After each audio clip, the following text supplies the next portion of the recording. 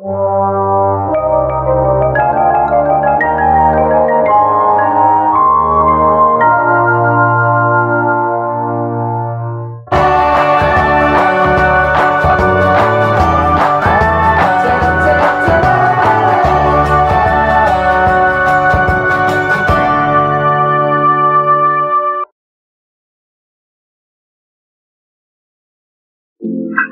बुद्धाय.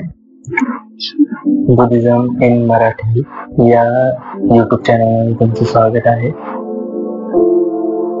या भागामध्ये आपण अपमाद वर्ग म्हणजे अप्रमाद वर्ग याचा अभ्यास करणार आहोत.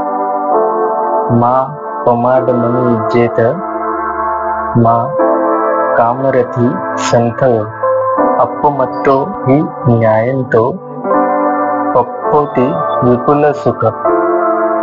अर्थ, प्रमादात रंगून जाऊ नका, कामरतीशी सलिगी करू नका, कारण अप्रमत्त माणूस हा नेहमी विपुल सुख पावतो.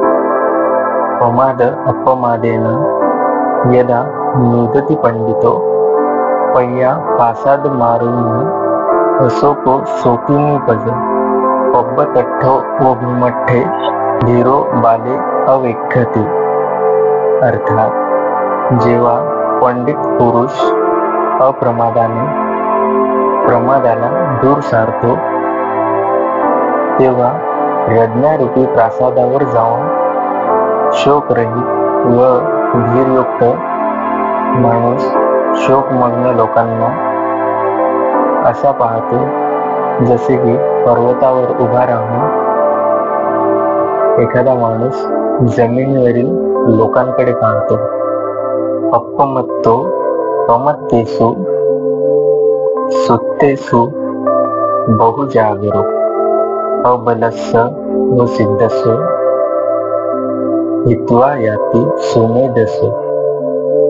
अर्थात, जसा जलद धावणारा घोडा हा दुबळ्या घोड्यांना मागे टाकतो, तसा प्रमत्तातील अप्रमत्त निजलेल्यातील जागृत असा बुद्धिवान पुरुष त्यांना मागे टाकतो.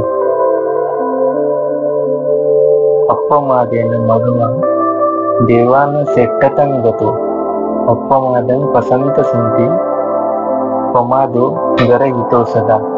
मघवा म्हणजे अधिपती अप्रमादाने देवात श्रेष्ठत्व पावतो, म्हणजे विशेष व्यक्तींमध्ये श्रेष्ठत्व पावतो, अप्रमादाची स्तुती करतो आणि प्रमाद नेहमी गर्ह्य समजतो. अपमादरतो भिक्खू पमादे भयदस्यवा संयोजन अनु भूलदह अग्गिव गच्छन्ति. अर्थात, अप्रमादात रत असलेला आणि प्रमादाचे भय असलेला भिक्षू पेटलेल्या आगीप्रमाणे लहान मोठी संयोजने म्हणजे बंधने जाळीत असतो. अपमादरतो भिक्खू पमादे भयदस्यवा अभब्बो परिहाणाय निब्बानस्यैव संतिके. अर्थात, अप्रमादात रत असलेला आणि प्रमादामध्ये भय पाहणारा भिक्षू कधीच पतित होऊ शकत नाही.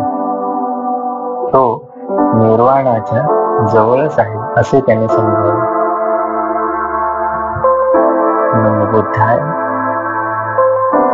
मित्रांनो, जर तुम्हाला व्हिडिओ आवडला असेल तर लाईक करा आणि धम्म प्रसाराला मदत करण्यासाठी शेअर करा.